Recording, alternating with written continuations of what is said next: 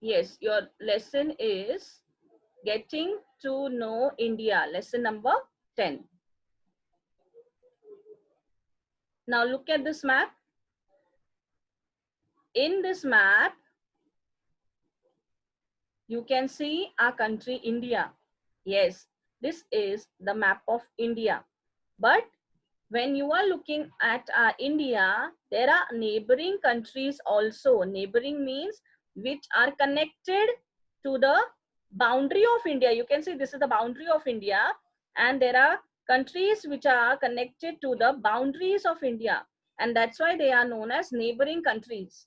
Okay, so which are the neighboring countries? You can see here to the west, Pakistan, Afghanistan. Then you can see here, if you go to the northeast, this part is Nepal, Bhutan, eastern part, Bangladesh, Myanmar, okay, and there's one country to the south also, that is Sri Lanka. But how do you know that this is only the directions? This is should be called north, this should be called south, this should be called west, and this should be called east. Why you're saying that? Yes, there are directions. So you should know the directions also. So let us see the directions on the map first.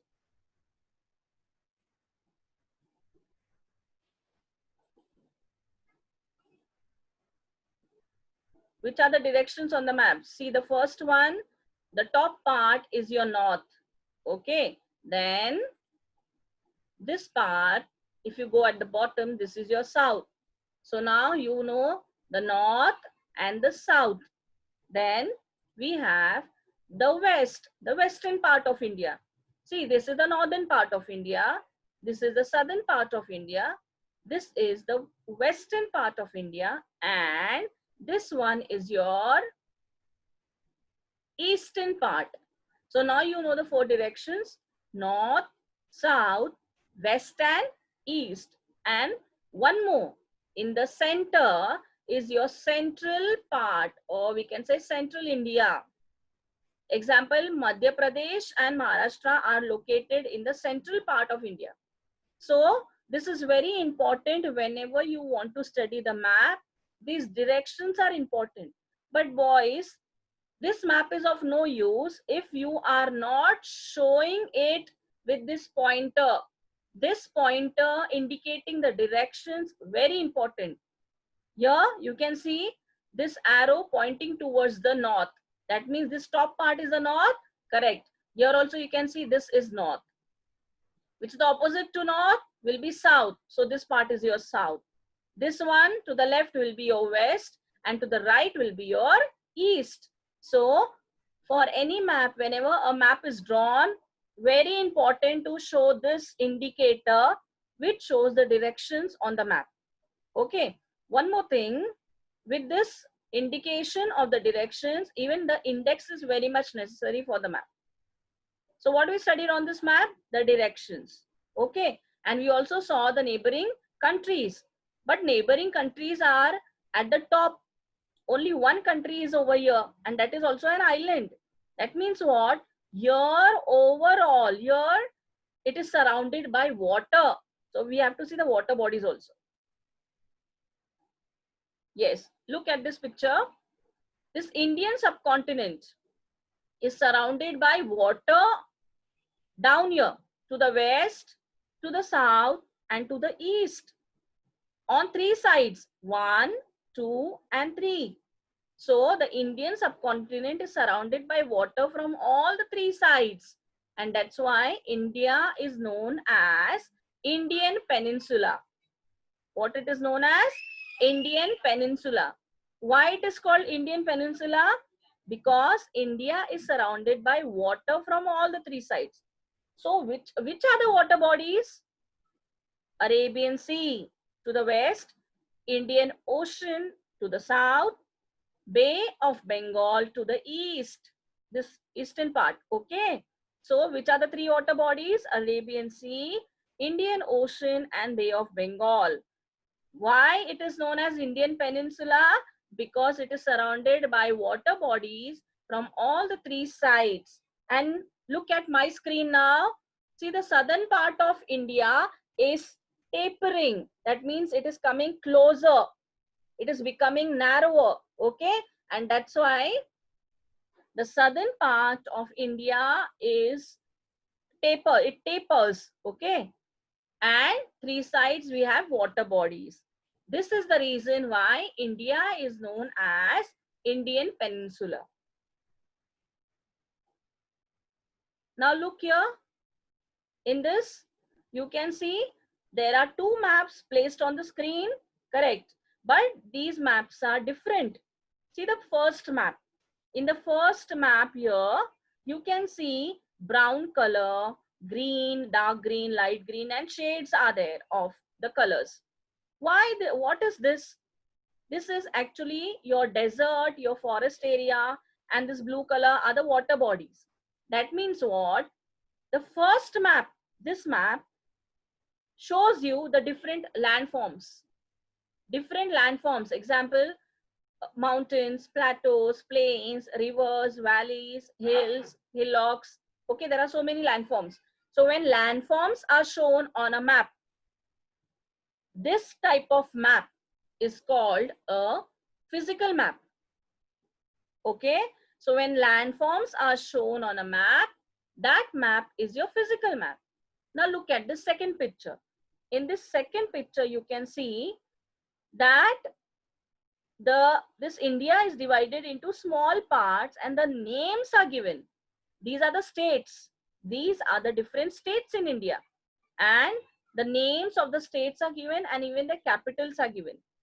So whenever names are given of the places, capitals are mentioned or city names are mentioned, continents are mentioned, or if you see the world map when the countries are mentioned, that means what? Overall, names of the places are mentioned. This type of map is called the political map. You should know the difference. So you know now, when the landforms are shown, it can be a river, valley, plateaus, anything, any landforms, then it is a physical map. When the cities and name of the places are shown, country capital, union territories, states, then it is a political map. Now here, again, as I told you, our country is divided into different states. Okay, but total how many states are there? According to your textbook, okay, according to your textbook, it is mentioned 29 states are there and 7 union territories. Okay, but according to the 2020, this year, the current year, actually there are 28 states. Total how many states are there? 28 states and 8 union territories. Now, that means what has happened? One state has become less. It was 29, now it is 28. There was 7 union, now it has become 8 union. That means what? This one state is less and union territory one is more, plus 1. Okay. According to the new, now in 2020, 28 states and 8 union territories. Okay. But what is the difference between states and union territories? That you have to answer me at the end of this session. So you saw the different states. Can you see here Lakshadweep Island? This island, Lakshadweep, is located where? This is your Arabian Sea. And this is the Lakshadweep Island. It is located where? In the Arabian Sea. Okay, let's go ahead now. Yes. Now, as you know, the north part of India, the south part of India, you know the west and the east. Now we have to study the states which are to the northernmost state, the southernmost state, the western, the largest one, and the newly formed state. Let us see. Jammu and Kashmir. It is the northernmost state because it is to the extreme north. Tamil Nadu is the southernmost state. Why? Because it is to the south, extreme south. Similarly, Rajasthan, it is the largest state Where it is located? In the western part. It is the largest state. Okay. And Telangana. Telangana it was a newly formed state in the year 2014. And all in all, as you know all this, now you should know the capital of India. The capital of India is New Delhi. Okay, so what we saw, the northernmost state Jammu and Kashmir, the southernmost state Tamil Nadu, the largest state Rajasthan, the newly formed state Telangana, and the capital of India is New Delhi. Yes, here on the map, as I explained you in the previous slide also, the largest state of India is Rajasthan. So you can see in this Rajasthan, the largest state, what is located? Yes, which desert is located? The Great Indian Desert. You can see from this picture, camel, the shadow of the camels. Okay. Yeah, this is a picture of a desert. This is a Great Indian Desert. Where it is located? In Rajasthan. And Rajasthan is the largest state. This, in the previous slide, I asked you, where is Lakshadweep Island? I showed you the location of Lakshadweep Island. Where is this island, Lakshadweep? Arabian Sea. Lakshadweep Island is located in the Arabian Sea. I explained you what is the meaning of island. Island means this is a land. This land is surrounded by water from all the sides. And so it is known as island. So which is the island? Lakshadweep Island. It is in the Arabian Sea. This you will guess correct. These are the pictures. A woman plucking the tea leaves. They are plucking the tea leaves. And once the tea leaves are plucked, they are putting it for drying. The trees are dried. The leaves are dried. Then they are crushed into powder form. And this is how we get the tea powder. Okay. And the special tea. But from where we are getting this? Where is the production more of tea? Tea plantations, where are they? Which state of India? Yes, the state known for tea plantation, Assam and West Bengal. So, see this map. In this map, you can see the West Bengal and Assam. These are the two states where the production of tea is on a large scale. We get tea from there, the tea powder. You will guess this, beautiful red apples. These apples, the state famous for apples, Jammu and Kashmir are famous for apples. This mouth-watering oranges, very good. Guessed it right. Yes, the state known for oranges, Maharashtra. The oranges are grown in Maharashtra. Where they are grown in Maharashtra? They are grown in the city of Nagpur. So the Nagpur city in the state of Maharashtra, famous for oranges. And this one, can you see these fruits? These are nothing but your beans. These are coffee beans. These are all coffee plantations. They pluck these beans, they collect the beans, and these beans are dried in the sun's heat. Okay, after drying, they are crushed into powder form. And this is the pure coffee you get to drink. And usually when you go to the south states of Kerala and Karnataka, you see that they will have a good quality of coffee. So, which are the states known for the coffee plantations? Kerala and Karnataka. Now look at this picture. In this picture, you can see the Himalayan mountain ranges. What do you mean by mountain ranges? Ranges means what? Line of mountain. You can see a small mountain connected to each other. A chain of mountain. It is known as ranges.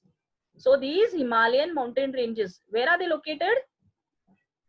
Northern border of India. This is the north part of India, northern border of India.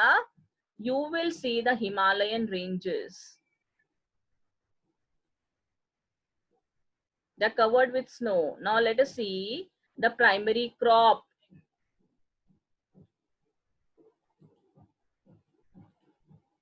Which are the primary crops growing in India?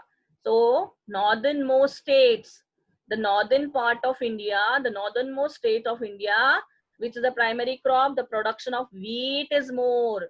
So the primary crop wheat is growing in the northern states. That's why when you go to Punjab, Delhi, Rajasthan, what you will get there to eat? Different types of parothas and kulchas. Gobi ka parotha, aloo ka parotha, different parothas. Why? Because they are using wheat flour more over there. So which is a major crop, primary crop in the northern part of India? Wheat. Similarly, when you go to the southern states, Kerala, Karnataka, Tamil Nadu, there you will get sambar and rice, rasam and rice, idlis, dosas made up of rice powder, correct? So which is a major primary crop in the south? Rice. And when you come back to our Maharashtra and Madhya Pradesh, that is the central part of India. In the central part of India, which production is more? Jawar. So jawar production is more in the central part. That's why we are getting, or we are eating, the Maharashtris in Maharashtra are eating what? Jawar bhakris. Jwarichi bhakri. Thecha ani bhakri. Yes or no? So these are the primary crops which are grown. Northernmost, the north states, wheat. Central part, jawar. And in the south, we have rice. Now, boys, there's one map in your textbook related to your important rivers. That we will see later and I will discuss it later. But now, see there, this is also one map which shows you the important rivers in India. Some of them are here mentioned on the screen. So let us see, I'll start from the north.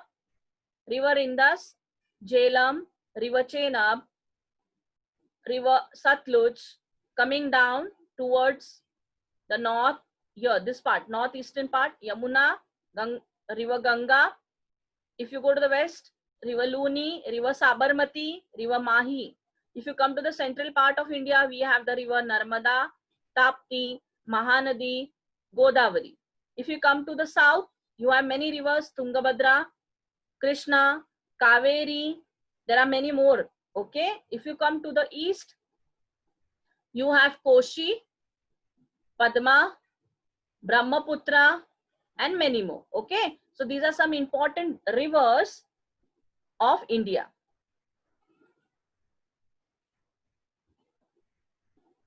Yes, you can see here, I am showing you this, the part of Karnataka, that is the south part of India, tapering part, the south part of India. Here you can see Tamil Nadu, here it is Karnataka.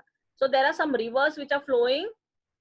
Which are the rivers? You can see here Maharashtra, part of Maharashtra, River Bhima, Krishna, Tungabhadra, Sharavati, Kaveri, Peneru, okay, and there are many more rivers flowing overall. Boys, I want to clear your doubt regarding the outline map of India. You saw physical and political map, okay? Now what do you mean by outline map? In the outline map, nothing is printed. It's only the outline. You can see the borders here. States are shown, but only borders are there. No names are there. So this type of map is an outline map. Okay, so whenever if any homework is given, you have to follow the outline map and you have to mark. Example, if I'll ask you now, largest state in India, so where you will mark? Rajasthan. If I will say northernmost state, where you will mark? Jammu and Kashmir. Okay, if I will ask you the place famous for oranges, the state famous for oranges, where you will mark? Maharashtra. Okay, if I will ask you the state which is to the extreme south, southernmost state, then you will mark here Tamil Nadu. So this is the outline map of India. I hope you understood the lesson.